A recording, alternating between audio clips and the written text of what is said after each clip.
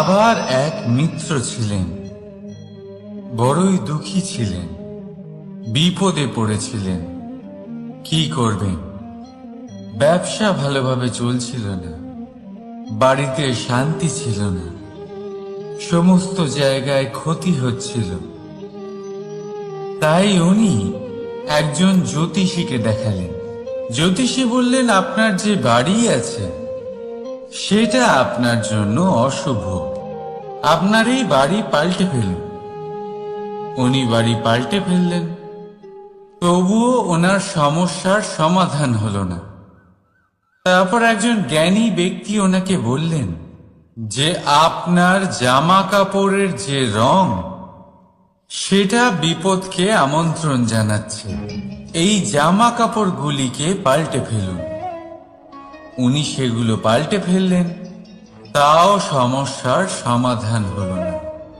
আবার একজন জ্ঞানী ব্যক্তি বললেন যে আপনার আশেপাশে যে মানুষজন রয়েছে তারা এটা চায় না যে আপনি সফল হন, তারা আপনার ক্ষতি চায়, তাদের সাথে সমস্ত সম্পর্ক ভেঙে ফেলুন। তো উনি সম্পর্ক ভেঙে ফেললেন, কিন্তু তাতেও ওনার জীবনে কোনো পরিবর্তন এলো না। তার মানে তিনি বাড়ি পাল্টালেন, জামা কাপড় পাল্টালেন, সম্পর্ক পাল্টালেন, যেটা পাল্টালেন না তা হলো স্বভাব। এই যে স্বভাব, এটা অত্যন্ত গুরুত্বপূর্ণ। এই স্বভাবই আপনার ব্যক্তিত্ব তৈরি করে। তাই নিজের স্বভাব শুধরে ফেলুন, তাতে ভালো পরিবর্তন আনুন, সব কিছু ভালোই হবে। রাধা রাধা। এই লক্ষ্য আসলে কি? এই লক্ষ্য তাই যা আমরা পেতে চাই।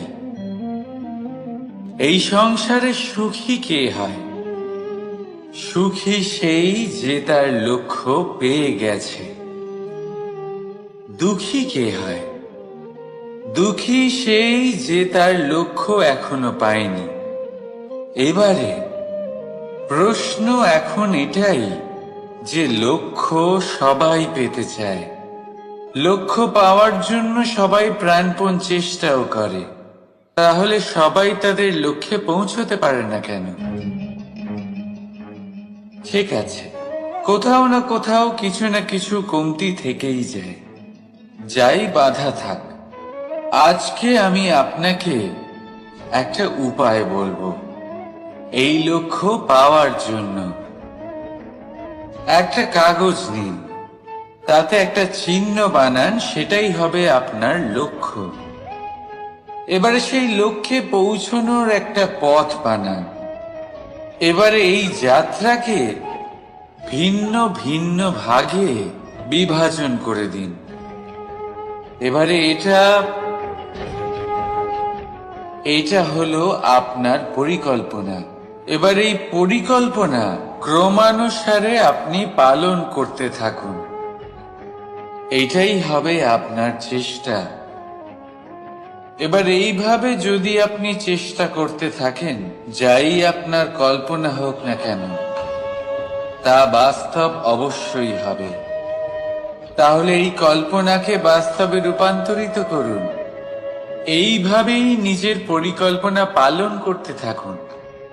আপনার যাই কল্পনা থাকুক বা যাই লক্ষ্য থাকুক, তা বাস্তবে পরিণত হয়ে আপনার হাতে অবশ্যই আসবে। রাধা রাধা। মোহ। শাস্ত্রে লেখা আছে যে মোহ শুধু সেই ব্যক্তিকেই নয়, বরং সেই আরেক ব্যক্তিকেও বিনাশ করে দেয় যার ওপরে সেই মোহ আছে।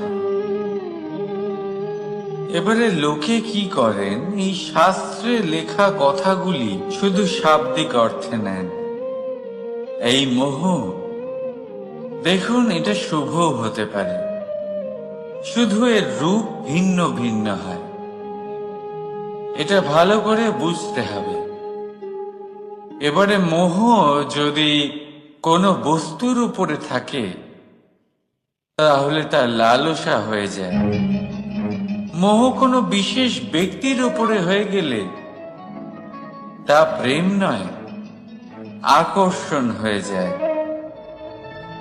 মোহ কোনো চাহিদার উপরে হয়ে গেলে তা বাসনা হয়ে যায়। মোহ বিজয়ের উপরে হয়ে গেলে তা কুণ্ঠা হয়ে যায়। মোহ নিজের সংস্কৃতির উপরে হলে আপনাকে সংস্কৃতির রক্ষক বানায়। যদি এই মোহ নিজের গুণের উপরে হয় তাহলে সেই শিল্প দ্বারা আপনি এই সংসারে অদ্ভুত সব কাজ করতে পারবেন। এবারে এটা আপনার উপরে নির্ভরশীল যে এই মোহকে আপনি সৃজনের আধার বানাতে চাইবেন নাকি বিনাশের অস্ত্র বানাতে চাইবেন। ভেবে দেখুন, সিদ্ধান্ত আপনার। রাধা রাধা। ক্রোধ। লোকে বলে যে এই ক্রোধ পাপেরই মূল, কিন্তু সত্যি কি এই ক্রোধ পাপের মূল? একটু ভেবে দেখুন, এই ক্রোধ বাস্তবে আসলে কি? এই ক্রোধ একটা অনুভূতি যা আপনার মধ্যে হঠাৎই অসীমিত তেজ সঞ্চালন করে। এবারে আমি আপনাকে কিছু উদাহরণ দিচ্ছি যাতে আপনি বুঝতে পারেন যে ক্রোধ আপনার জন্য ভালো কি না। যদি কারোর সাথে অন্যায় হয় আর এটা দেখে আপনার ক্রোধ হয়, আর এই ক্রোধ আপনাকে তার সাহায্য করতে প্রেরণা যোগায়, তাহলে এই ক্রোধ অবশ্যই ভালো। যদি কোথাও আপনি দেখেন যে কোনো নারীর উপরে অত্যাচার হচ্ছে আর সেটা দেখে আপনার ক্রোধ হয়, আর এই ক্রোধ আপনাকে তার সাহায্য করতে সাহস যোগায়, তাহলে এই ক্রোধ অবশ্যই ভালো।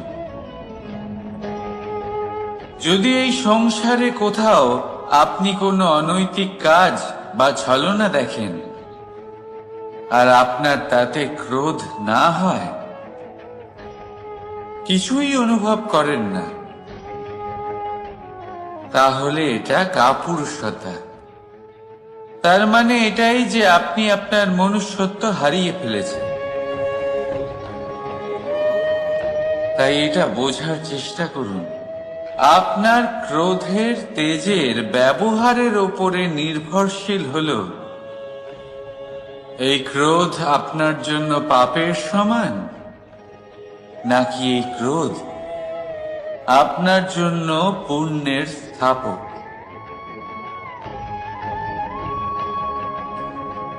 রাধা রাধা। অভিমান, আত্মসম্মান, অহংকার, দেখতে গেলে এই তিনটি শব্দ ভিন্ন ভিন্ন, কিন্তু এর মূল আধার একই, আত্মসম্মান। এবার যদি কথা বলি আপনার শরীরের, আপনার সংস্কৃতির, আপনার সম্পর্কে, তাহলে অভিমান থাকা স্বাভাবিক। এবার যদি কথা বলি আপনার ব্যক্তিত্ব নিয়ে, আপনার আদর্শ নিয়ে, আপনার বিচারধারা নিয়ে, তাহলে আত্মসম্মান হলো একটা গুণ। যদি এইভাবে বলা হয় যে আমি এই কার্য কারোর সাহায্য ছাড়া, সহযোগিতা ছাড়াও করতে পারি, তাহলে এটা আত্মসম্মান আর এটা সঠিক। যদি এভাবে বলা হয় যে আমি এই কার্য কারোর সাহায্য ছাড়াই বা কারোর সহযোগিতা ছাড়াই করে ফেলেছি, তাহলে এটা অভিমান, এটাও সঠিক। কিন্তু এই কার্য শুধুমাত্র আমিই করতে পারি, আর কেউ নয়, এইটা অহংকার। তাহলে এই শব্দ এবং তার অর্থ বোঝার চেষ্টা করুন। জীবন ধারণের এক নতুন পথ খুঁজে পাবে। রাধা রাধা। সংসারে প্রত্যেক ব্যক্তি কোনো না কোনো রূপে ঈশ্বরকে মানে। কেউ মূর্তি রূপে, তো কেউ তত্ত্ব রূপে, কেউ ভাবনা রূপে, আবার কেউ স্বভাব রূপে। কেউ নিজের মধ্যে পরমাত্মা খোঁজে, আবার কেউ অন্যের মধ্যে। কারোর কাছে জ্ঞানই পরমাত্মা। সংসারে প্রত্যেক মানুষই কোনো না কোনো রূপে তার ঈশ্বরকে পেয়েই যান। কিন্তু একটা কথা বলবো, ঈশ্বর প্রথমেই নিজের একটা স্বরূপ পৃথিবীতে আপনার কাছে পাঠিয়ে দিয়েছেন। সেই স্বরূপ হলো আপনার মাতা, আপনার মা। সেই মা যিনি আপনাকে জন্ম দিয়েছেন, আপনাকে বাঁচতে শিখিয়েছেন, আপনাকে সংস্কার দিয়েছেন। যদি আপনি কখনো কোনো অনুচিত পথে অগ্রসর হয়েছেন, তখন তিরস্কার করে আপনাকে সঠিক পথে এনেছেন। যদি আপনি এই সংসারে অসফল হয়েছেন, তখন তার আঁচলের উষ্ণতা দিয়ে আপনাকে আশ্বাস জুগিয়েছেন। সেই সমস্ত কাজ করেন এই মা, যা ঈশ্বরও করেন। সেই জন্য মনে রাখবেন যে এই সংসারে আপনার সবচেয়ে প্রথম ঈশ্বর যদি কেউ থাকে, তাহলে তা আপনার মা। প্রত্যেক প্রতিমাতে ঈশ্বর নাই থাকতে পারে, কিন্তু প্রত্যেক মায়ের মধ্যে ঈশ্বর অবশ্যই থাকে। রাধা রাধা। আপনি নিশ্চয়ই দেখে থাকবেন যে প্রদীপের নিচে অন্ধকার থাকে। যে প্রদীপ সংসারকে আলোকিত করে, সেই প্রদীপের নিচেই অন্ধকার। এবারে অনেক মানুষ আছে যারা এই বিষয়টা এইভাবে দেখে যে ব্যক্তি নিজের সমস্যার সমাধান করতে পারে না, আর গোটা সংসারকে উপদেশ দেয়।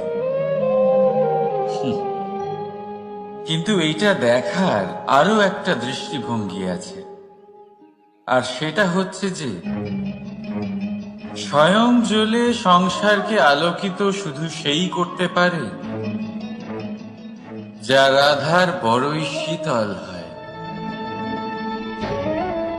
এই সংসারের পথপ্রদর্শক সেই হতে পারে, এই সংসারকে দিশা সেই দেখাতে পারে যার মধ্যে সন্তোষ আর ধৈর্য শক্তি আছে। এবারে দেখুন, এটা অত্যন্ত গুরুত্বপূর্ণ বিষয় যে বিবেক তখনই কাজ করে যখন মন শান্ত থাকে, যখন মন শীতল থাকে। তাই যদি আপনি এই জীবনে কোনো বড় কর্ম করতে চান, তাহলে সর্বপ্রথম আপনার এই মনকে, এই বিবেককে, এই হৃদয়কে, এই আধারকে, এই ভূমিকে শীতল রাখতে শিখুন। ধৈর্য ধরুন। সংসারে এমন কিছু নেই যা আপনি করতে পারবেন না। রাধা রাধা। এই প্রদীপ দেখতে পাচ্ছেন আপনি? নিজেও জ্বলে আর এই বাতিকেও জ্বালিয়ে রাখে, আর এই সংসারকে প্রদান করে প্রকাশ। অন্ধকারাচ্ছন্ন ব্যক্তিকে প্রদান করে আশার আলো। কিন্তু এটা কখনো ভাবে না যে সেই মাটি কেমন হবে যা দিয়ে এটা তৈরি করা হয়েছে, সেই কুমোর কেমন হবে যে একে আকার দিয়েছে।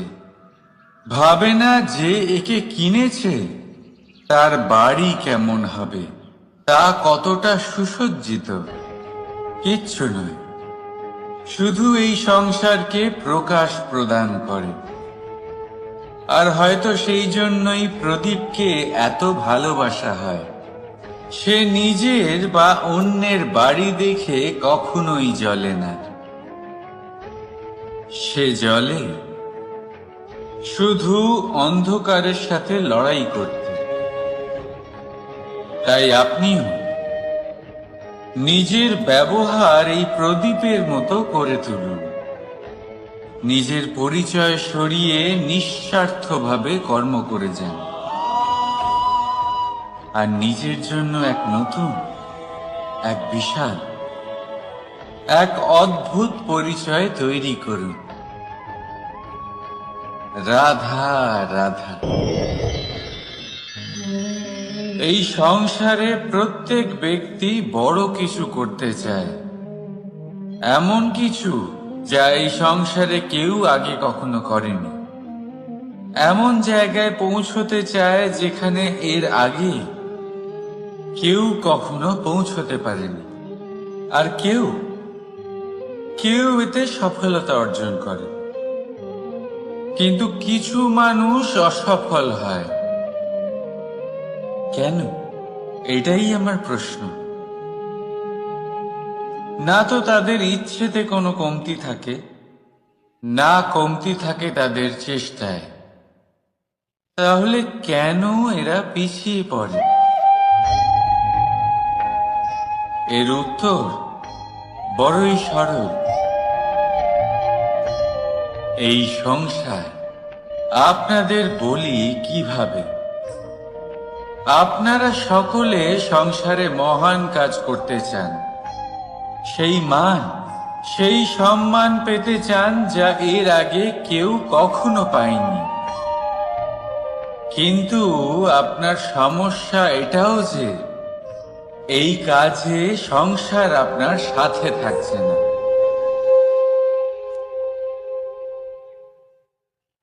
বড়ই অদ্ভুত ব্যাপার।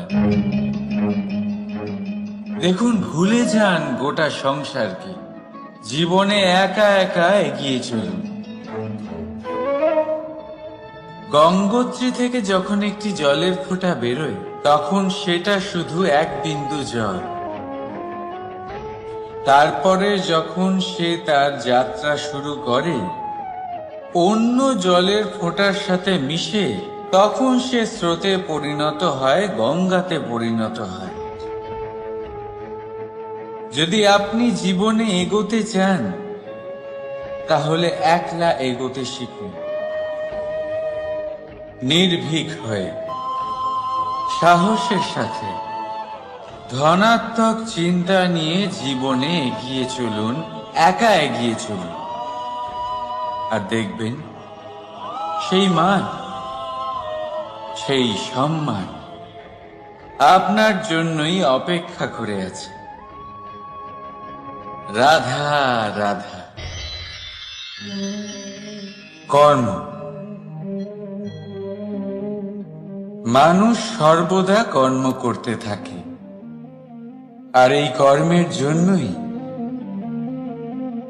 সে মান, সম্মান, ধন, প্রতিষ্ঠা লাভ করে। এবার মানুষ সবসময় চেষ্টা করে যাতে সে ভালো কর্ম করে যায়। তাহলে আপনাকে বলি, শুধু ভালো কর্ম করাই আবশ্যক নয়, তার থেকে বেশি জরুরি হলো এই খারাপ কর্মকে বোঝা আর তার থেকে দূরে থাকা। কারণ যখনই আপনি কোনো সঠিক কাজ করেন বা ভালো কাজ করেন, কেউ তা মনে রাখে না। কিন্তু এই সংসারে বিষয়টা হলো এরকম, আপনি একটা খারাপ কর্ম করুন আর সেটা সবার মনে থাকে। এই খারাপ কর্ম কাজলের এক কৌটোর মতো হয়। আপনি যতই চেষ্টা করুন বাঁচিয়ে ব্যবহার করার, কিন্তু এই কালিমা কোথাও না কোথাও অবশ্যই লেগে থাকে। সেই জন্য জীবনে ভালো কর্ম অবশ্যই করুন, কিন্তু তার থেকেও বেশি জরুরি হলো এই খারাপ কর্মের থেকে দূরত্ব বজায় রাখা। আর এটা অবশ্যই করুন। রাধা রাধা। সংসারে সমস্ত জায়গায় এই ব্যবসা চলতে থাকে। কিছু পাওয়ার জন্য কিছু দিতে হয়, লাভের জন্য কিছু বিনিয়োগ করতে হয়। যদি কারোর অনুভূতি জানতে হয়, তাহলে নিজের অনুভূতিকে ব্যয় করতেই হবে। এবার দেখুন না, কারোর আসল চেহারা যদি জানতে হয়, তাকে স্বাধীনতা দিয়ে দেখুন। যদি কারোর মনের শুদ্ধতা জানতে হয়, তাহলে তাকে ঋণ দিন। যদি কারোর গুণ জানতে হয়, তাহলে তার সাথে একসঙ্গে বসে ভোজন করুন। যদি কারোর ধৈর্যের পরীক্ষা নিতে হয়, তাহলে তাকে তার প্রিয় কাজ করতে বারণ করে দেখুন। যদি কারোর ভালো দিক জানতে হয়, তাহলে তার থেকে পরামর্শ নিয়ে দেখুন। এক অনুভূতির বদলে অন্য এক অনুভূতি বিনিময় করতে হয়। কিন্তু এই সংসারে একটাই এমন অনুভূতি আছে, যেটা দেখার জন্য, যেটা পাওয়ার জন্য আপনাকেও ঠিক সেই অনুভূতিটাই দিতে হবে। আর সেটা হলো প্রেম। যদি কারোর ভালোবাসা দেখতে হয়, তাহলে তাকে নিঃস্বার্থ ভালোবাসা দিন। যদি কারোর থেকে ভালোবাসা পেতে চান, তাহলে তাকে নিঃস্বার্থ পরিশুদ্ধ ভালোবাসা দিন। রাধা রাধা। কথায় আছে, সময়ের পূর্বে আর ভাগ্যের বেশি কেউ কিছুই পায় না। এবার এর মানে কি এটাই যে আপনি শুধুমাত্র সময়ের অপেক্ষা করবেন, সবকিছু নিজের ভাগ্যের ওপর আর কপালের ওপরে ছেড়ে দেবেন, নিজে কিছুই করবেন না? যদি আপনি এরকম করেন, তাহলে আপনি একটা বস্তু অবশ্যই পাবেন: নিরাশা, অসফলতা। এবারে আপনি বলবেন, যদি সবকিছুই ভাগ্য আর সময়ের উপরে নির্ভরশীল হয়, তাহলে আমরা কি বা করতে পারি? করতে পারেন চেষ্টা, পরিশ্রম। এই চেষ্টাই আপনার জীবনে সেই সময়কে আপনার কাছে টেনে নিয়ে আসে, সেই সময়ে যার অপেক্ষা আপনি করছেন। আর এই ভাগ্য তার সামনেই নত হয় যে সর্বমন। জীবনে যখনই কোনো বস্তু বা সুখ স্বাচ্ছন্দ্য অধিক মাত্রায় আপনার কাছে চলে আসে, তখন নিজেকে শ্রেষ্ঠ মনে করার একটা প্রবণতা দেখা যায়, যা হয় আত্মবিশ্বাসে পরিণত হয়, নয়তো অহংকারে। এবার আত্মবিশ্বাস আর অহংকারের মধ্যে অনেক বড় পার্থক্য রয়েছে। আমি এটা করতে পারি, আমি ওটাও করতে পারি, এ হলো আত্মবিশ্বাস। শুধুমাত্র আমি এটা করতে পারি, শুধুমাত্র আমি ওটাও করতে পারি, আমি হলাম সর্বশ্রেষ্ঠ, এটা হলো অহংকার। এবার এই অহংকার এর ধ্বনি অনেক দূর প্রবাহিত হয়, আর এর প্রহার সর্বপ্রথম আপনাকে বিপর্যস্ত করে। এবার এই অহংকার এর বিপরীত শব্দ হলো বিনয়, অর্থাৎ নিজের ঊর্ধ্বে উঠে অন্যের বিষয়ে ভাবনা চিন্তা করা, সংসারের বিষয়ে ভাবা। এই বিনয়ী হবার চেষ্টা করুন, একের থেকে অনেক হওয়ার চেষ্টা করুন এবং একসাথে থাকার চেষ্টা করুন। নিশ্চিত রূপেই আপনি বিকাশের কারণ হবেন। মত্ততা থেকে নিজেকে দূরে রাখুন, অহংকার থেকে নিজেকে দূরে রাখুন। এই মন প্রসন্ন হয়ে বলবে, রাধা রাধা। মোহ, কারোর প্রেমের মোহ, কারোর সঙ্গলাভের মোহ, কোনো বন্ধনের মোহ, কখনো বা ধনের মোহ, ঐশ্বর্যের মোহ। যদি আপনার মধ্যে এই মোহবোধ জাগ্রত হয়, তাহলে আপনার বিনাশ সুনিশ্চিত। যেমন কোন বিশেষ ব্যক্তির প্রতি যদি আপনার মনে মোহ জাগ্রত হয়ে যায়, তাহলে আপনি চাইবেন সেই ব্যক্তি আমার কাছেই থাকুক, আমার পাশেই থাকুক, শুধুই যেন আমার হয়ে থাকুক। আর শুধু এই কারণেই কোথাও না কোথাও সেই ব্যক্তিকে আপনি তার প্রিয়জনের থেকে দূরে করে দিচ্ছেন।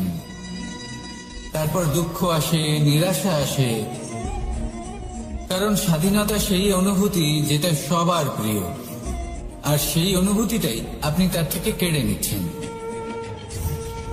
এভাবেই মোহ নিশ্চিত রূপে আপনার শত্রু হয়ে যাবে।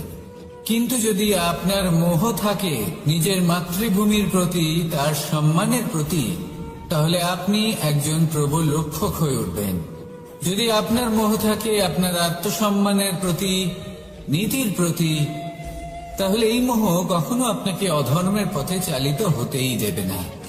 আর যদি আপনার মোহ থাকে নিজের আত্মার প্রতি, তাহলে কোনো দুরাত্মা এসে আপনার কোনো ক্ষতি করতে পারবে না। তাহলে নিজের এই মোহকে নিজের মনের মধ্যে সংযত করে রাখুন, একে নিজের মিত্র করে তুলুন, আর আমার সাথে ভালোবেসে বলুন, রাধা রাধা।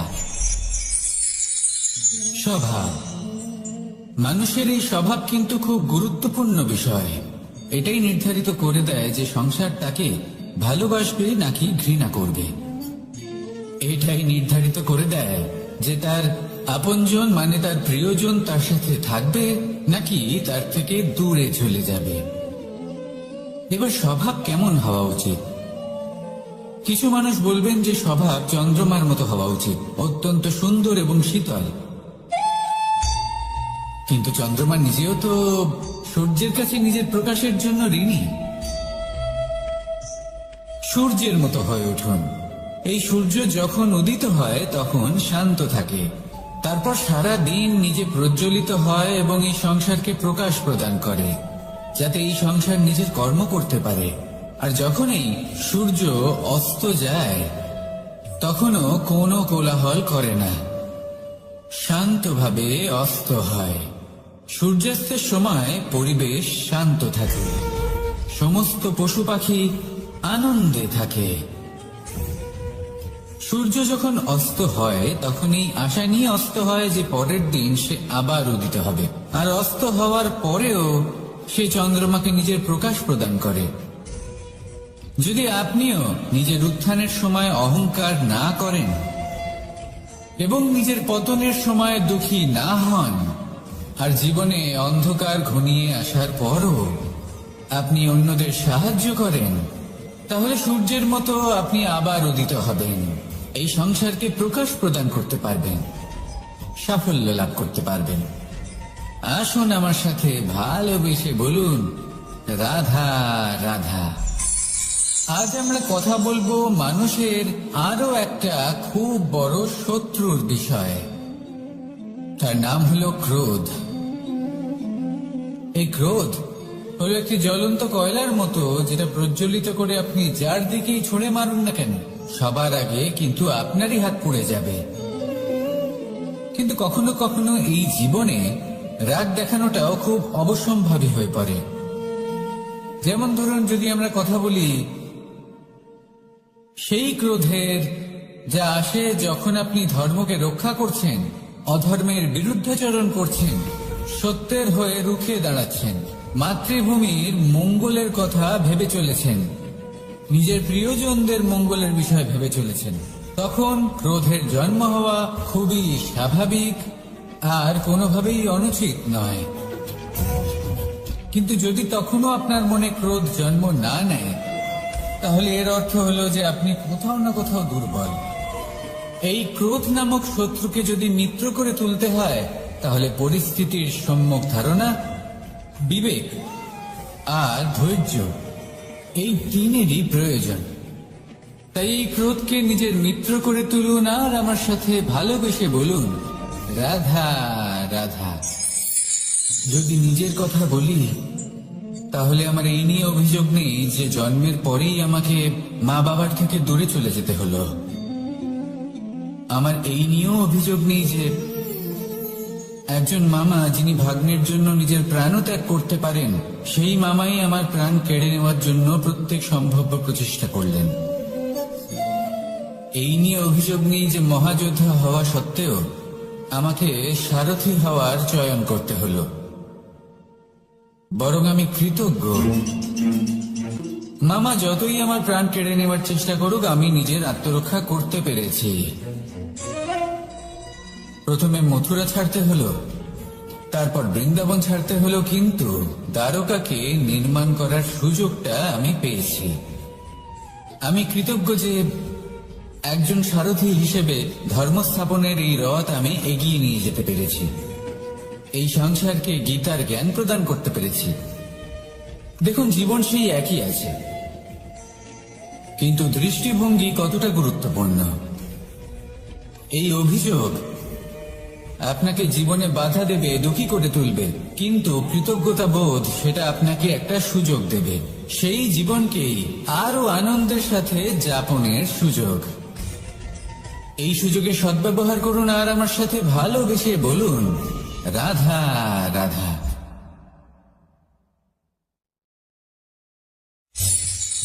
ভয়। জীবনে আমরা কোন কোন বিষয়ে ভয় পাই? কোনো মানুষকে হারানোর ভয়, কোনো মানুষ কোনো সম্পর্ককে হারানোর ভয়, অর্থহানির ভয়, সময়হানির ভয়। এবার বিষয়টা হলো, এই ভয় কখনো আমাদের কোনো লাভ করে না। এটা সবসময় আমাদের পিছনে ঠেলে আর নিচু স্তরে নামিয়ে দেয়, কখনোই আমাদের উত্থানের কারণ হয় না। তাই জীবনে যদি কোনো ভয়ের কারণ থাকতেই হয়, তা শুধুই এটা যে মানুষের কথা ভাবতে ভাবতে, সম্পর্কগুলিকে হারানোর ভয়, মানুষকে হারানোর ভয়, সবার মন রাখতে রাখতে আপনি যেন নিজেকে, নিজের ভাবনা চিন্তাকে না হারিয়ে ফেলেন। যদি এরকম হয়, যদি সকলের মন রাখতে রাখতে আপনি নিজেই নিজেকে হারিয়ে ফেলেন, নিজের ভাবনা, নিজের লক্ষ্য, নিজের মন্তব্যকে হারিয়ে ফেলেন, তাহলে সংসারে যতই যাই হয়ে যাক না কেন, প্রসন্নতা লাভ করবেন না।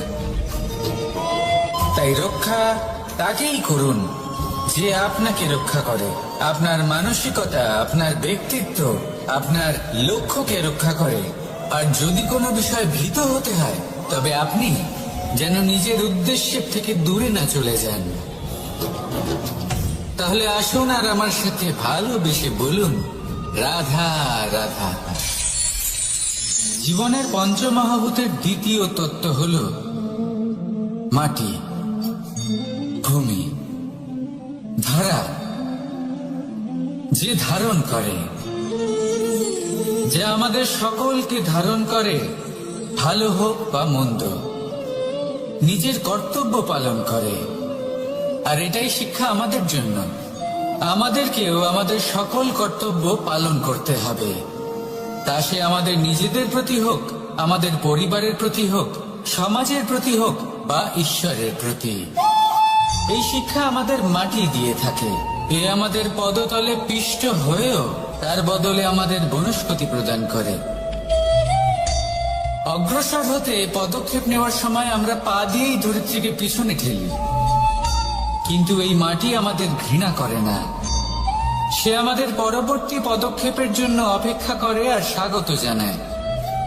আর হয়তো সেই জন্যই এই ধরাকে আমরা ধরিত্রীর মাতা বলে থাকি। আর তাই এই পদবী, এই সম্মান, এই ভালোবাসা, এর আকার বা এর ভারের জন্য একে প্রদান করা হয় না, প্রদান করা হয় এর স্বভাবের কারণে।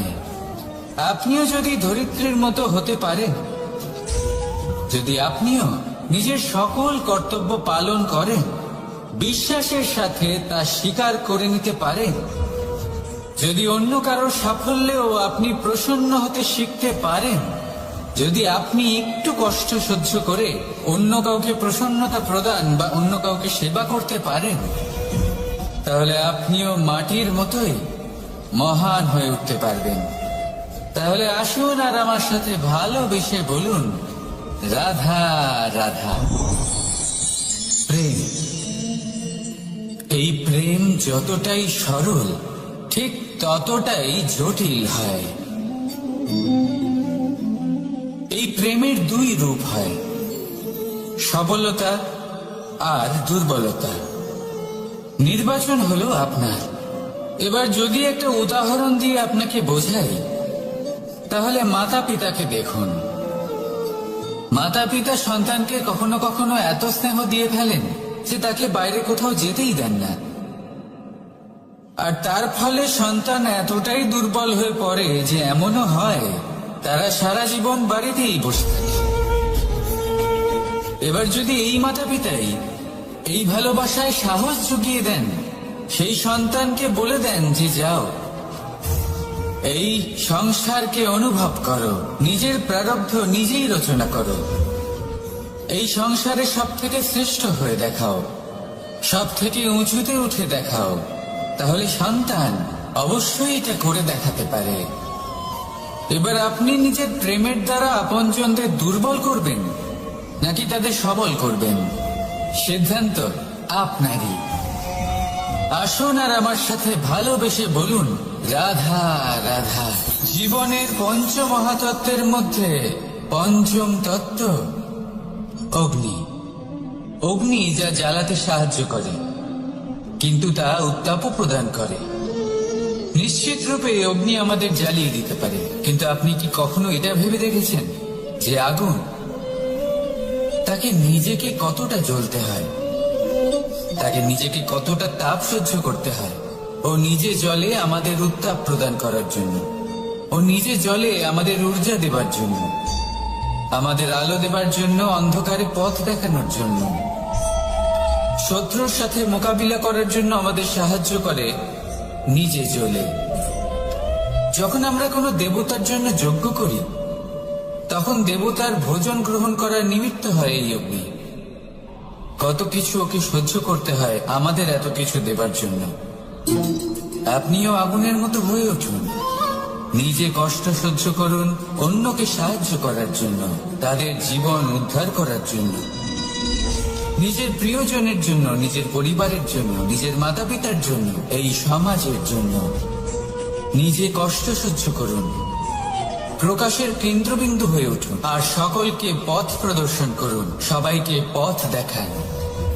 যেদিন আপনি আগুনের মতো হয়ে উঠবেন, সেই দিন ঠিক যেমন অগ্নিকে পুজো করা হয়, আপনিও সেইভাবে পূজনীয় হয়ে উঠবেন। যেমন সকল শুভকর্মে, সকল যজ্ঞে, সকল পুজোতে অগ্নিকে স্মরণ করা হয়, সেইভাবে সকল শুভকর্মে আপনাকেও স্মরণ করা হবে। আর যেদিন আপনি এরকম হয়ে উঠবেন, সেই দিন জীবনের বাস্তব মর্ম কি আপনি তা বুঝতে পারবেন। তাহলে আসুন আর আমার সাথে ভালোবেসে বলুন, রাধা রাধা। জীবনের পঞ্চমহাভূতের মধ্যে একটা তত্ত্ব হলো আকাশ। আকাশ যা কিনা নিরাকার, যার কোনো আকার নেই। আকাশ যা হলো অনন্ত। আর আমাদের সবসময় মনে হয় যে এই আকাশ আমাদের সাথে জড়িয়ে রয়েছে। কেন? এবার এই আকাশ আমাদের জন্য কি না করে। আকাশ আমাদের ওড়বার স্বাধীনতা দেয়। আকাশ মেঘকে ধারণ করে যাতে আমাদের তৃষ্ণা মিটতে পারে।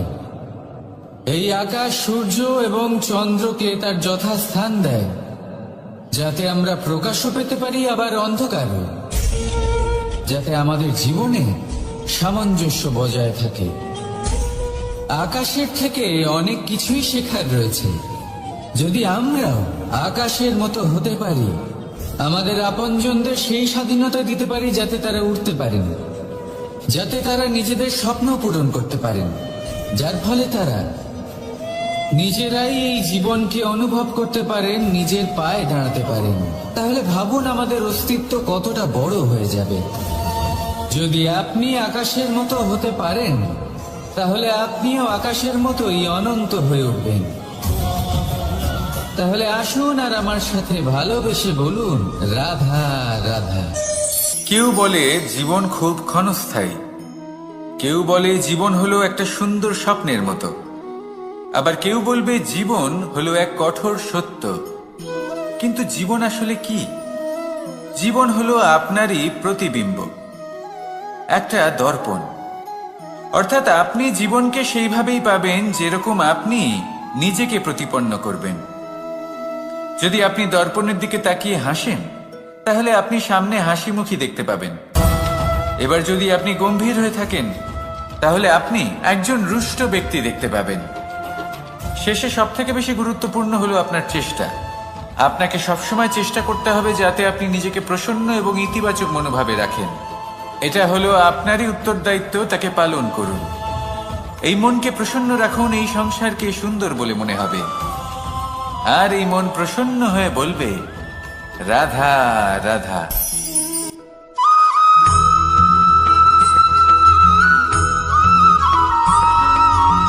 এই সংসারে প্রত্যেক মানুষ এটাই চান যে তিনি যেন ধনবান হন, আর্থিক অবস্থা তার ভালো থাকে, ওনার বাড়িতে লক্ষ্মীর আগমন হয়।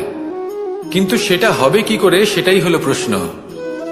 কেউ বলেন যে যদি পরিশ্রম করো তাহলে ধন অর্জন সম্ভব, কেউ বলেন যে যদি বিদ্যা লাভ হয় তবেই ধন অর্জন সম্ভব, কেউ বলেন যে যদি বলশালী হও তবেই সম্পন্ন থাকবে। ভালো কথা, যদি তাই হয়ে থাকে, তবে দিনমজুর সারা দিন পরিশ্রম করেন, তিনি কেন ধনী হন না? অনেকজন বিদ্বান মানুষ আছেন এই সংসারে, তারা কেন ধনবান হন না? অনেক সংখ্যক বলশালী ব্যক্তি আছেন, তাদের কাছে ধন নেই কেন? তাদের কেন ধনের অভাব হয়? আবার এমনও কিছু মানুষ আছেন যারা পরিশ্রম করেন, তারা দিনমজুর, কিন্তু তারা ধন অর্জন করতে পারেন। কিছু বিদ্বান ব্যক্তি আছেন যাদের কাছে অধিক মাত্রায় ধন রয়েছে। কয়েকজন বলশালী ব্যক্তি রয়েছেন যাদের কাছে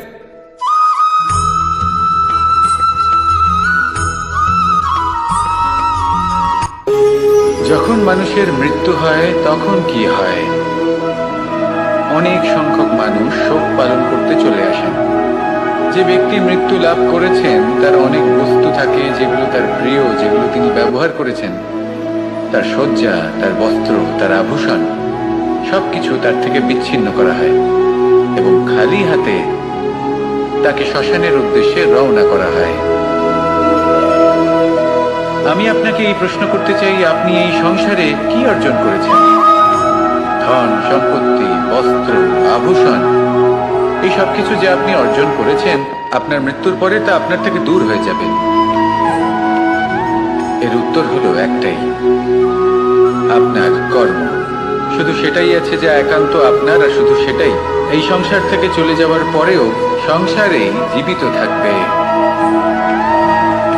যদি আপনি দুষ্কর্ম করেন, তাহলে এই সংসার আপনাকে একটি অনুচিত উদাহরণ হিসেবে মনে রাখবে যে এই ব্যক্তি খুব পাপী ছিল, অনুচিত কর্ম করতেন। যে পথে তিনি চলেছেন সেই পথে কারোর চলা উচিত নয়। সেখানেই যদি আপনি সৎকর্ম করেন, তাহলে সংসার চিরকাল এটাই বলবে যে খুব ভালো মানুষ ছিলেন, সবাইকে ভালোবাসতেন, সবাইকে সাহায্য করতেন, আমার খুব প্রিয় মানুষ ছিলেন। এটাই হলো শ্রেষ্ঠ কর্ম।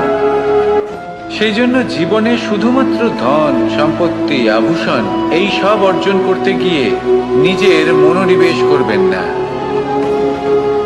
শ্রেষ্ঠ কর্ম করুন। সংসার থেকে চলে যাওয়ার পরেও এই কর্মই এই সংসারে আপনাকে জীবিত রাখবে। আসুন আমার সাথে ভালোবেসে বলুন, রাধা রাধা।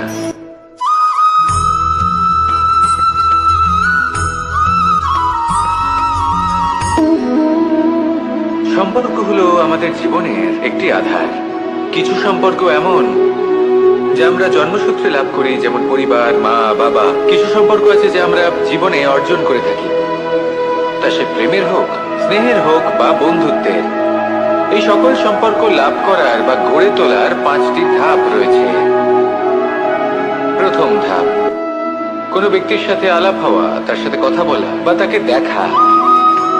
দ্বিতীয় ধাপ, সে ব্যক্তিকে আমাদের ভালো লাগা। তৃতীয় ধাপ,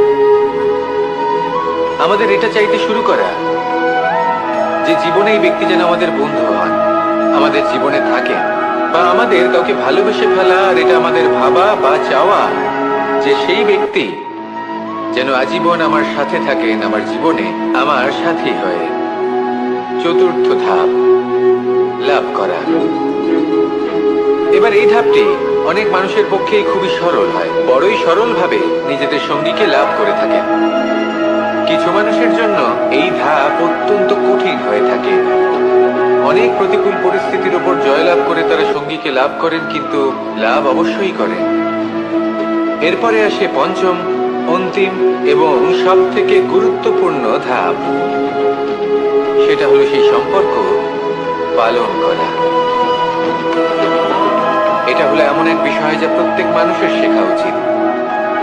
যদি ব্যক্তি নিজের জীবনে সম্পর্ক রক্ষা করতে শিখে যান, তবে প্রত্যেক সম্পর্ক তার জীবনকে স্বর্গ করে তুলবে।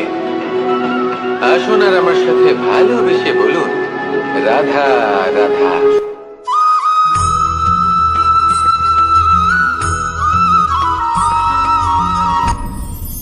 আপনি কি কখনো কোনো জলের ধারা দেখেছেন? তার সামনে যতই মাটি থাকুক না কেন, যতই কাদা থাকুক না কেন, যখন এই জলের ধারা বইতে আরম্ভ করে দেয়, তাহলে নিজের মনে, নিজের ভাবনার, নিজের জীবনের যত অনাবশ্যক তত্ত্ব আছে, অনুপযোগী অংশ রয়েছে, অর্থাৎ অপরিষ্কার অংশ রয়েছে, তা নিজে থেকেই নির্মল হয়ে উঠবে। আর যেরকম জলের ধারা কখনো থেমে থাকে না, সব সময় বয়ে চলে, সেইভাবে আপনিও কখনোই থামবেন না। সবসময় বয়ে চলুন, এগোতে থাকুন। পথে যদি অনেক বিপদ আসে, সমস্যা আসে, থামবেন না, তার উপর নিরন্তর প্রহার করুন, নিরন্তর প্রয়াস করুন আর অগ্রসর হন। আপনি ভেবে দেখুন, এই জলের ধারা কখনো থেমে থাকে না, সবসময় বয়ে চলে, বিপদের সম্মুখীন হয়ে তাকে সাথে বয়ে নিয়ে চলে।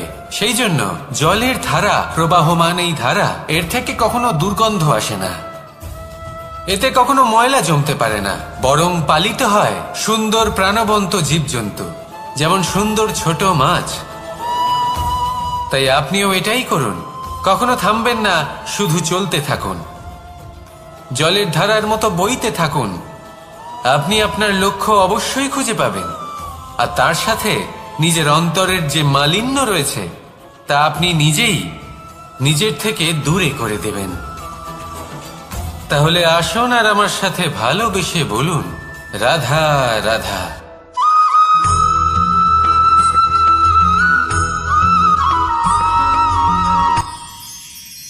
মানুষ তার জীবনে দুই ধরনের পরিস্থিতিকে খুব ভয় পায়।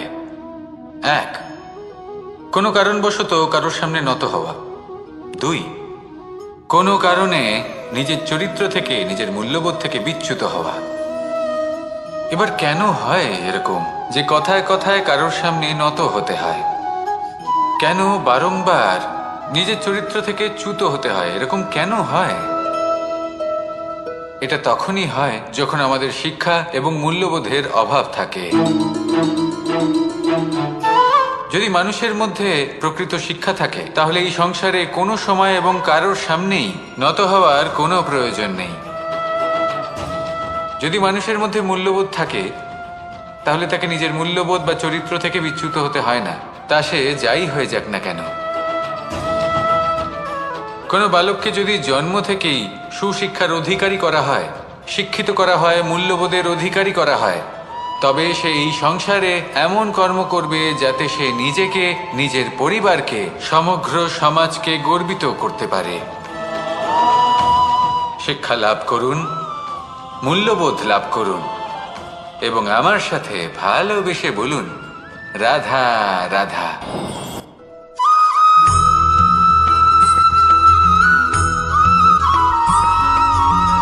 আপনি কখনো কোনো বাজকে নিজের বাসা বানাতে দেখেছেন?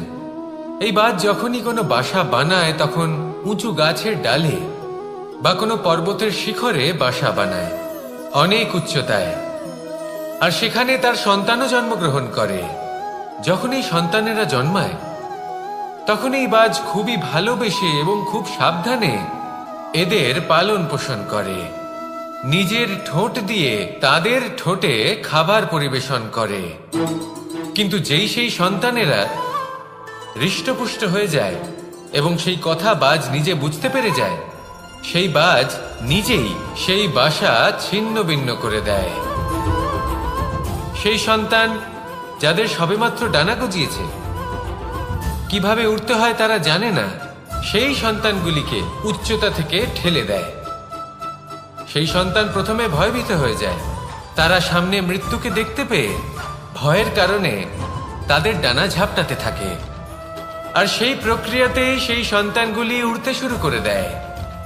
এবার এই ঘটনায় আমরা কি শিক্ষা পেতে পারি? এটাই, যদি আপনি মাতা পিতা হন তাহলে নিজের সন্তানকে অবশ্যই স্নেহ করুন, কিন্তু তাদেরকে নিজের আঁচলের তলায় বেঁধে রাখবেন না। যদি আপনি চান আপনার সন্তান জীবনে উন্নতি করুক, তাহলে নিজের মুঠো থেকে তাদের স্বতন্ত্র করে দিন, এই সংসারে সংঘর্ষ করতে দিন। সেই সন্তান নিজেই বুঝতে পারবে যে জন্মের সময় পাওয়া ডানা কি করে ব্যবহার করতে হয়। আর আপনার চোখের সামনে আপনার সন্তান এই আকাশে উড়তে থাকবে। তাহলে আসুন আমার সাথে ভালোবেসে বলুন, রাধা রাধা।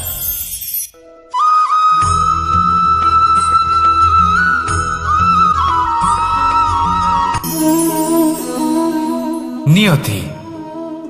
রাধা আমাকে বলে, কৃষ্ণ, যদি তুমি জানো যে নিয়তিতে কি আছে তাহলে তাকে বদলে দাও না কেন? মহাদেব আমাকে বলেন যে শ্রীকৃষ্ণ, যদি আপনি এটা জানেন যে সাম্বের নিয়তি এটাই, তাহলে আপনি তাকে বদলানোর চেষ্টা কেন করেন? কেন? কারণ আমি একজন পিতা, আর পিতার কর্তব্য এটাই, তিনি যেন সম্ভাব্য সব চেষ্টা করেন নিজের সন্তানের মঙ্গলের জন্য। নিয়তি আমি জানি, কিন্তু এটাও আমি জানি যে কর্মের থেকে বড় আর কোনো নিয়তি হতে পারে না। অভিজ্ঞতাও রয়েছে যে কর্মের হাতে নিয়তির এই চক্র বদলে যেতে পারে। তাই জীবনে যদি আপনার কখনো এমন মনে হয় যে এটা তো অসম্ভব, তখনও চেষ্টা করা কখনোই ছাড়বেন না। কে বলতে পারে আপনারই কর্মের কোনো এক বীজ হয়তো নিয়তির চাকায় আটকে গেল, আর নিয়তিকে নিজের পথ পাল্টাতে হলো, ঠিক কিনা? সেই জন্য নিয়তিকে ভাগ্য মেনে নিয়ে চুপ করে বসে থাকবেন না। নিজের নিয়তি স্বয়ং নিজের কর্মের দ্বারা নির্ধারিত করুন, কারণ আপনার এই কর্মের ওপরেই আপনার অধিকার রয়েছে, আর এই অধিকারকে নিয়তি অনেক সময় সম্মানও করে।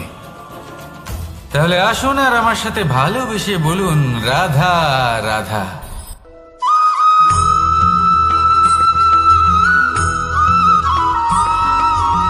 কখনো কখনো আমরা ভাবি যে কোনো ব্যক্তি যিনি ধর্মের পথে চলেছেন, যদি তার দ্বারা কোনো ভুল হয়ে থাকে তাহলে নিয়তি তাকে সেই মুহূর্তেই কঠোর শাস্তি দেন। কিন্তু সেই সব মানুষ যারা সংসারের সব থেকে বড় অধর্মী, বহু নিকৃষ্ট মানের কাজ করেন, তাদের নিয়তি অনেক সুযোগ দেন। তাদের নিয়তি এরকম কঠোর প্রহার করেন না। এই ভাবনা কখনো না কখনো মনে আসেই। ভেবে দেখুন কেন? আসলে জীবনকে বেশিরভাগ মানুষ একভাবেই দেখে থাকেন, বিভিন্ন স্তরে একে দেখা উচিত। এবার আপনি বলুন, এই সংসারে কোনো অধর্মী কখনো প্রেরণার উৎস হতে পারেন? কখনোই নয়। যে মানুষ নিজের আত্মাকে মলিন করে ফেলেছেন, তিনি এই সংসারকে কিভাবে প্রেরণা যোগাবেন? উনি নিজেই বুঝতে পারেন না কোনটা করা উচিত, ধর্ম কোনটা। তাই নিয়তি তাকে একটা সুযোগ দেন, এটা বোঝার সুযোগ দেন যে কোনটা উচিত, কোনটা ধর্ম। সুযোগ দেন নিজের বিবেক জাগিয়ে তোলার, তাকে সুযোগ দেন নিজের অন্তরাত্মার ডাক শোনার। যখন তাতেও কাজ হয় না, তখন নিয়তির কাছে একটাই পথ বাকি থাকে, আর তা হল মহাবিনাশ। মহাবিনাশ হয়তো দেরিতেই আসতে পারে, কিন্তু তা অবশ্যই আসবে। আর যখন মহাবিনাশ আসে, তখন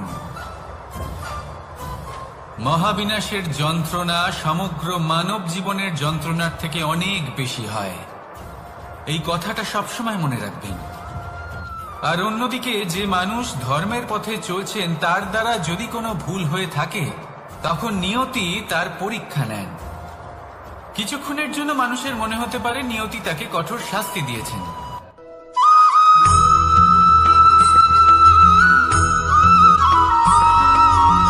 এই সংসারে কখনো কোনো ব্যক্তিকে তার বাইরের পোশাক দেখে বিচার করার চেষ্টা করবেন না, এটা খুব বড় ভুল করবেন।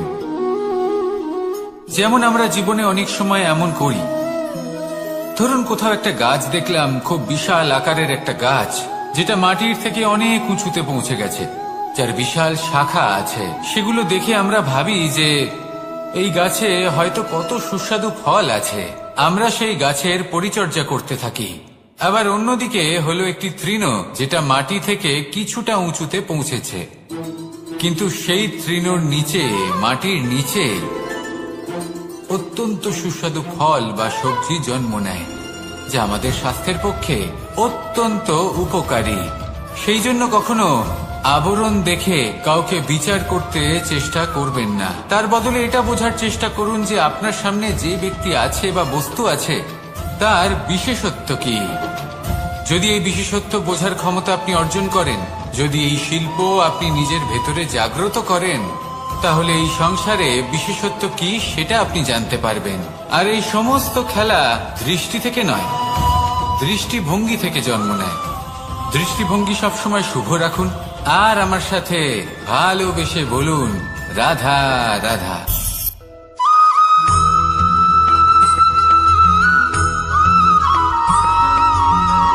পুরুষার্থ। শাস্ত্রে 4 ধরনের পুরুষার্থের কথা বলা হয়েছে। প্রথম হলো ধর্ম। আপনি কি জানেন এই ধর্ম আসলে কি? আপনার কি মনে হয় ধর্ম আসলে কি? কোনো বিশেষ ঈশ্বরকে মানাই কি ধর্ম বলা হয়? নাকি কোনো বিশেষ রীতি পালন করাই হলো ধর্ম? নাকি কোনো বিশেষ সাহিত্যকে সর্বশ্রেষ্ঠ মনে করাই হলো ধর্ম? না, ধর্ম হলো সেটা যাকে ধারণ করা যেতে পারে। আর ধারণ শুধু সেটাই করা যায় যা পবিত্র। পবিত্র শুধু তাকেই বলা হয় যা নিঃস্বার্থ, যার মধ্যে শাসন করার কোনো ইচ্ছে নেই, যা সরলভাবেই প্রবাহমান, জল এবং বায়ুর মতো।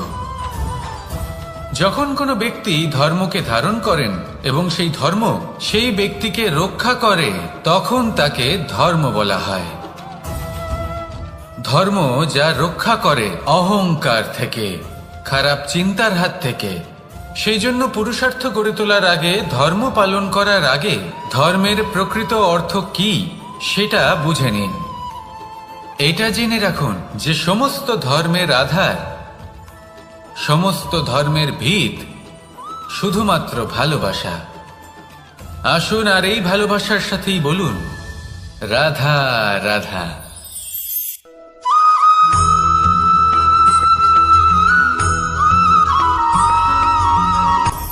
আপনি কখনো পর্বতের শিখরে উঠেছেন? আপনি দেখতে পাবেন পর্বতের পদতলে প্রচুর সুন্দর ফুল রয়েছে, সবুজ বনানী রয়েছে। যত আপনি ওপরে উঠতে থাকবেন, তত ফুল কমতে থাকবে, সবুজ বনানী কমতে থাকবে। আরো কিছুটা ওপরে উঠলে কাঁটা জাতীয় গাছ দেখতে পাবেন, শুকনো গাছ দেখতে পাবেন। আরো যদি ওপরে ওঠেন তাহলে পাষাণ দেখতে পাবেন। আরো ওপরে উঠলে হিমখণ্ড দেখতে পাবেন। এই যে পর্বত, তা মনুষ্য জীবনের সবথেকে উত্তম উদাহরণ। মানুষ যখন সাফল্যের শিখরে পৌঁছতে চান, মহানুভবতার শিখরে পৌঁছতে চান, পথে যত আস্তে আস্তে উপরে উঠতে থাকেন, ততই ভৌতিক বস্তু তার থেকে বিচ্ছিন্ন হতে থাকে। যদি তিনি সেই ভৌতিক বস্তুগুলি ত্যাগ না করতে পারেন, তাহলে কখনোই সেই স্থানে পৌঁছতে পারবেন না। আর মানুষ যদি উচিত ত্যাগ করতে পারেন, পথে অগ্রসর হতে থাকেন, এগোতে থাকেন, তাহলে একদিন না একদিন তিনি মহানুভবতার, জ্ঞানের, সাফল্যের হিমের স্বাদ অবশ্যই লাভ করবেন। মনে রাখবেন, মানব জীবনে ত্যাগ হলো অত্যন্ত গুরুত্বপূর্ণ অংশ। আসুন আমার সাথে ভালোবেসে বলুন, রাধা রাধা।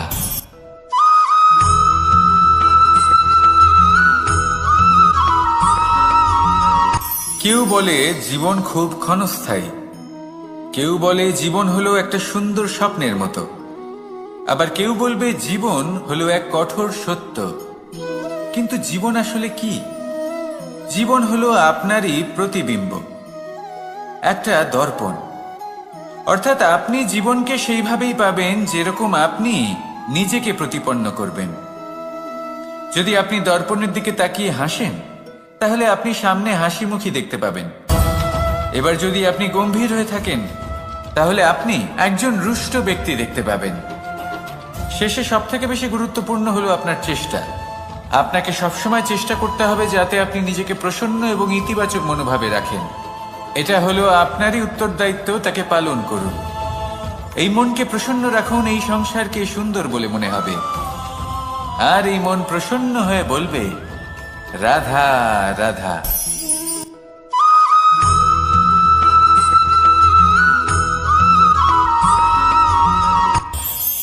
এই সংসারে আমরা প্রকাশ কোথা থেকে পাই? এর উত্তর বড়ই সরল। ভোরে যখন সূর্যোদয় হয়, তখন প্রকাশের কিরণ আমাদের ঘরে এসে পৌঁছয়। এইভাবেই আমরা প্রকাশ লাভ করি। এবার এই প্রকাশের আলোতেই আমরা সারাদিনের কাজ সম্পন্ন করি। সন্ধে হয়ে যায়, সূর্যাস্তও হয়ে যায়। আর আমাদের ঘর যাতে অন্ধকার না হয়, তার জন্য আমরা একটা প্রদীপ প্রজ্বলিত করি। এটাই ঘটে আমাদের জীবনেও। এবার প্রবাহমান আয়ুর সাথে আমরা আমাদের অন্তরে যদি একটা প্রদীপ প্রজ্বলিত করে নিই, তাহলে বিষয়টাই অন্যরকম হবে।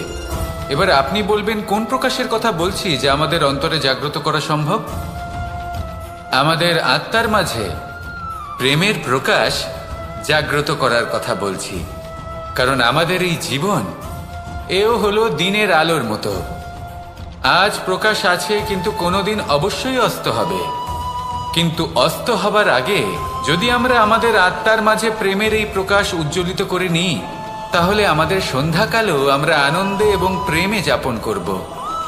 তাহলে আসুন আর আমার সাথে ভালোবেসে বলুন, রাধা রাধা।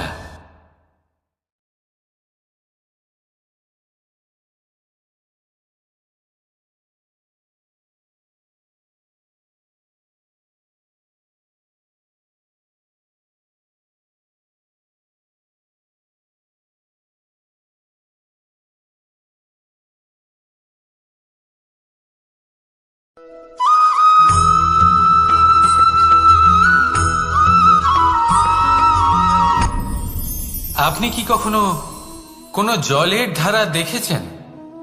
তার সামনে যতই মাটি থাকুক না কেন, যতই কাদা থাকুক না কেন, যখন এই জলের ধারা বইতে আরম্ভ করে দেয়, তাহলে নিজের মনে, নিজের ভাবনার, নিজের জীবনের যত অনাবশ্যক তত্ত্ব আছে, অনুপযোগী অংশ রয়েছে, অর্থাৎ অপরিষ্কার অংশ রয়েছে, তা নিজে থেকেই নির্মল হয়ে উঠবে।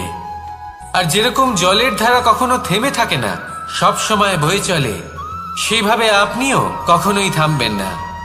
সবসময় বয়ে চলুন, এগোতে থাকুন। পথে যদি অনেক বিপদ আসে, সমস্যা আসে, থামবেন না, তার উপর নিরন্তর প্রহার করুন, নিরন্তর প্রয়াস করুন আর অগ্রসর হন। আপনি ভেবে দেখুন, এই জলের ধারা কখনো থেমে থাকে না, সবসময় বয়ে চলে, বিপদের সম্মুখীন হয়ে তাকে সাথে বয়ে নিয়ে চলে। সেই জন্য জলের ধারা, প্রবাহমান এই ধারা, এর থেকে কখনো দুর্গন্ধ আসে না। এতে কখনো ময়লা জমতে পারে না, বরং পালিত হয় সুন্দর প্রাণবন্ত জীবজন্তু, যেমন সুন্দর ছোট মাছ। তাই আপনিও এটাই করুন, কখনো থামবেন না, শুধু চলতে থাকুন, জলের ধারার মতো বইতে থাকুন। আপনি আপনার লক্ষ্য অবশ্যই খুঁজে পাবেন, আর তার সাথে নিজের অন্তরের যে মালিন্য রয়েছে তা আপনি নিজেই নিজের থেকে দূরে করে দেবেন। তাহলে আসুন আর আমার সাথে ভালোবেসে বলুন, রাধা রাধা।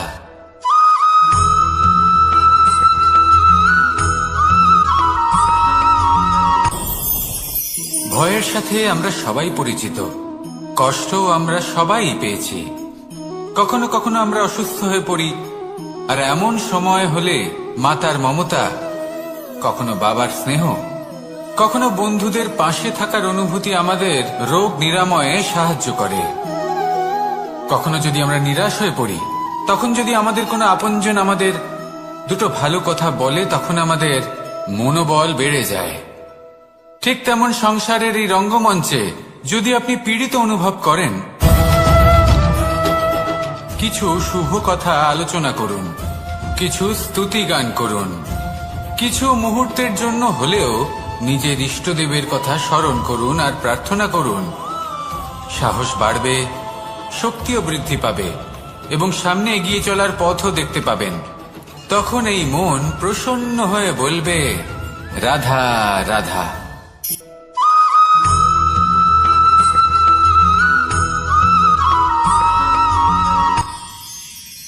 মানুষ তার জীবনে দুই ধরনের পরিস্থিতিকে খুব ভয় পায়। এক, কোনো কারণবশত কারোর সামনে নত হওয়া। দুই, কোনো কারণে নিজের চরিত্র থেকে, নিজের মূল্যবোধ থেকে বিচ্যুত হওয়া।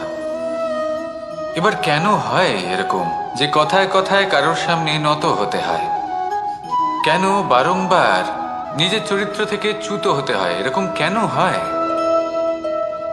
এটা তখনই হয় যখন আমাদের শিক্ষা এবং মূল্যবোধের অভাব থাকে। যদি মানুষের মধ্যে প্রকৃত শিক্ষা থাকে, তাহলে এই সংসারে কোনো সময় এবং কারোর সামনেই নত হওয়ার কোনো প্রয়োজন নেই।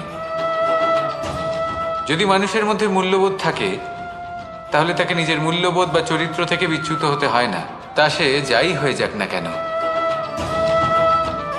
কোনো বালককে যদি জন্ম থেকেই সুশিক্ষার অধিকারী করা হয়, শিক্ষিত করা হয়, মূল্যবোধের অধিকারী করা হয়, তবে সে এই সংসারে এমন কর্ম করবে যাতে সে নিজেকে, নিজের পরিবারকে, সমগ্র সমাজকে গর্বিত করতে পারে।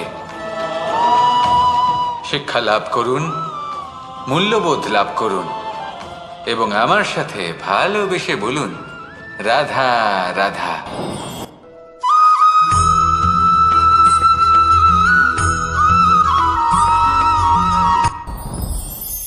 সাথী। সাথী এই শব্দটির ব্যাখ্যা কে কিভাবে করে? মিত্র, সখা, বন্ধু। কিন্তু অর্থ একটাই, তিনি যিনি আপনার সঙ্গী হন আর তিনি যার সাথী আপনি হন। এবার সব থেকে বড় প্রশ্ন হলো এটাই যে তিনি কে হতে পারেন যাকে আপনি আপনার সাথী বলে মেনে নিতে পারেন, নিজের সখা, নিজের মিত্র, নিজের বন্ধু মেনে নিতে পারেন। আপনার সাথী হলেন তিনি যিনি দুঃখের সময় আপনার পাশে থাকবেন, আপনার হাত ধরে থাকবেন। আপনার সাথী হলেন তিনি যার হাত আপনি নিজের সুখের দিনে ধরে থাকবেন। সেই সাথীরই হাত ধরুন যিনি দুঃখে সবসময় আপনাকে সাহায্য করার জন্য তৎপর হয়ে থাকেন, আপনার পাশে থাকেন, আর যাকে সুখের দিনে আপনি আপনার সাথে রাখতে পারেন। আর যখন আপনার সাথে আপনার এই সাথী থাকবে, তখন আপনি এটা বুঝবেন যে যখন জীবনে দুঃখ আসে, তখন এই দুঃখ কমে যায়, সবার মধ্যে ভাগ হয়ে যায়। আর যদি তখন সুখ আসে, তাহলে সেটা সবার উপস্থিতিতে আরো বেড়ে যায়। এটাই হলো প্রেম, এটাই হলো ভালোবাসা, এটাই হলো সঙ্গ। যেমন সম্পর্ক আমার আর রাধার মাঝে। তাহলে আসুন আর আমার সাথে ভালোবেসে বলুন, রাধা রাধা।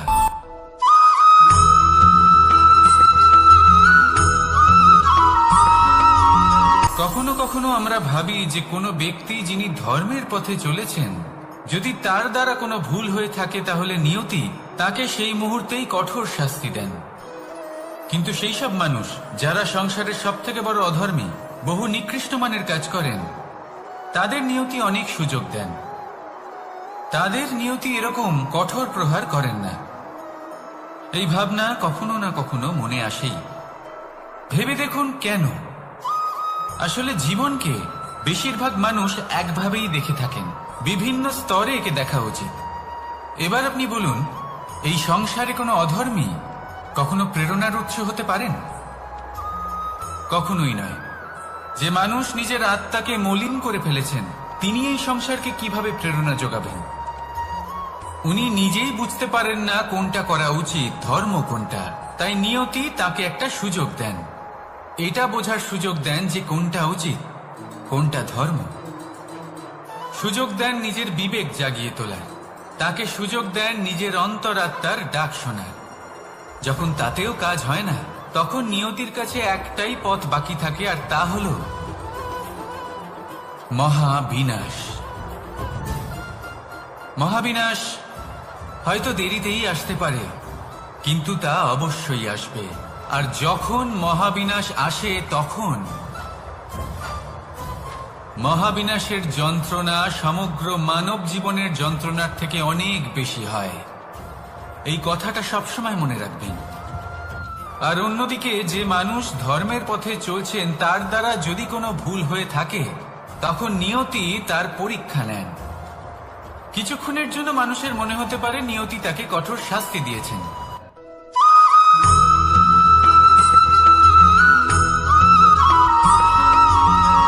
মানুষের মানসিকতা এমন হয় যে সে যতটা করে আশা করে যে তার থেকে অনেক বেশি তার বদলে সে পাবে।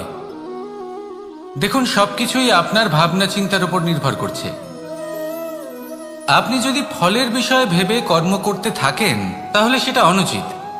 জীবনের আসল আনন্দ হল নিজের কর্ম করতে থাকা, ফলের চিন্তা করা উচিত নয়। যদি আপনি এরকম ভাবেন যে আমি এতটা করছি, আমার এতটা পাওয়া উচিত, সেই ভাবনা অনুচিত। যদি আপনি সেবার মানসিকতা নিয়ে কর্ম করতে থাকেন, কর্মচক্রে প্রবাহিত হন, যদি আপনি এমন ভাবনা রাখেন যে আমি এতটা পাচ্ছি, তাই এর থেকে অনেক বেশি আমি কর্ম করব, তাহলে নিশ্চিত রূপে আপনি যতটা করছেন তার থেকে অনেক বেশি আপনি পাবেন। আপনার আশার থেকে অনেক বেশি আপনি পাবেন। শুধু জীবনে অনেক বেশি কাজ করতে থাকুন, ফলের চিন্তা করবেন না। আর মনে রাখবেন, এই ভাবনাই সব থেকে বড় বীজ। কর্মের উপর বিশ্বাস রাখুন।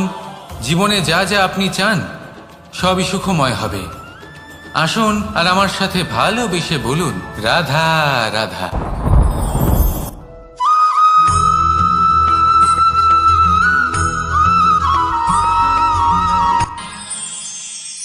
আমরা সবাই সূর্যকে সম্মান কেন করি?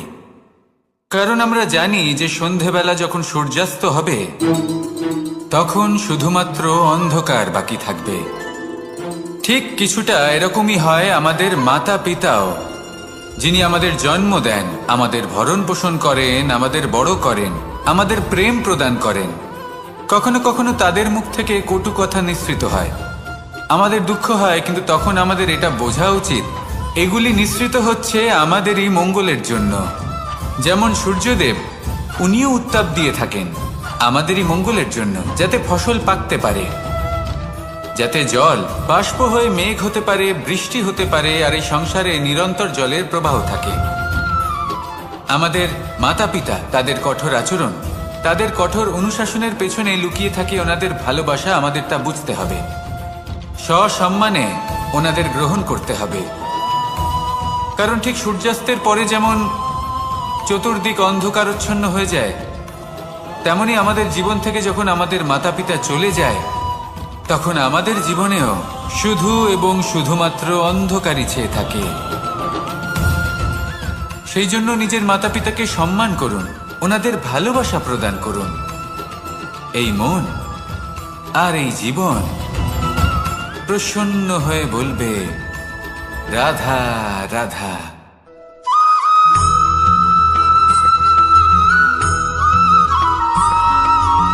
এই সংসারে কখনো কোনো ব্যক্তিকে তার বাইরের পোশাক দেখে বিচার করার চেষ্টা করবেন না। এটা খুব বড় ভুল করবেন। যেমন আমরা জীবনে অনেক সময় এমন করি, ধরুন কোথাও একটা গাছ দেখলাম, খুব বিশাল আকারের একটা গাছ, যেটা মাটির থেকে অনেক উঁচুতে পৌঁছে গেছে, যার বিশাল শাখা আছে। সেগুলো দেখে আমরা ভাবি যে এই গাছে হয়তো কত সুস্বাদু ফল আছে। আমরা সেই গাছের পরিচর্যা করতে থাকি। আবার অন্যদিকে হলো একটি তৃণ, যেটা মাটি থেকে কিছুটা উঁচুতে পৌঁছেছে, কিন্তু সেই তৃণর নিচে, মাটির নিচে অত্যন্ত সুস্বাদু ফল বা সবজি জন্ম নেয়, যা আমাদের স্বাস্থ্যের পক্ষে অত্যন্ত উপকারী। সেই জন্য কখনো আবরণ দেখে কাউকে বিচার করতে চেষ্টা করবেন না। তার বদলে এটা বোঝার চেষ্টা করুন যে আপনার সামনে যে ব্যক্তি আছে বা বস্তু আছে, তার বিশেষত্ব কি।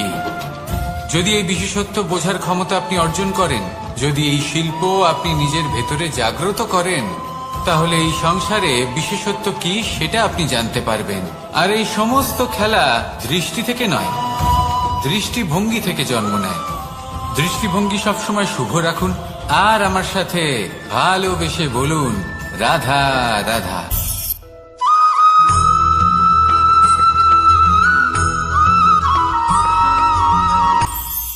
এটা হলো ধান গাছ। এর থেকে যে চাল উৎপন্ন হয় তা মানুষ গ্রহণ করেন। আর এটা কি?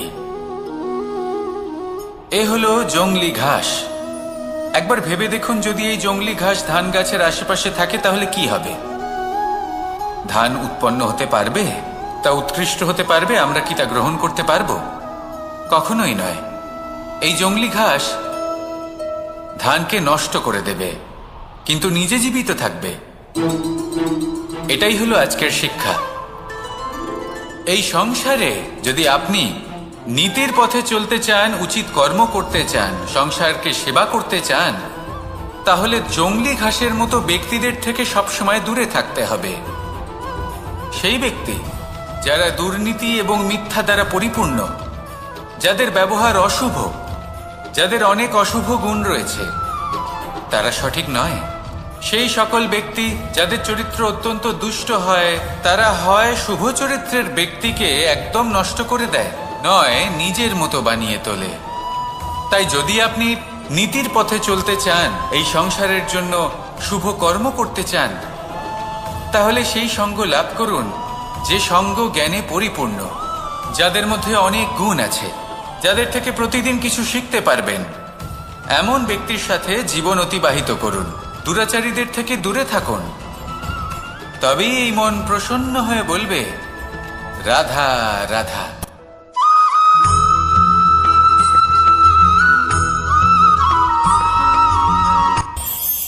এই সংসারে আমরা প্রকাশ কোথা থেকে পাই?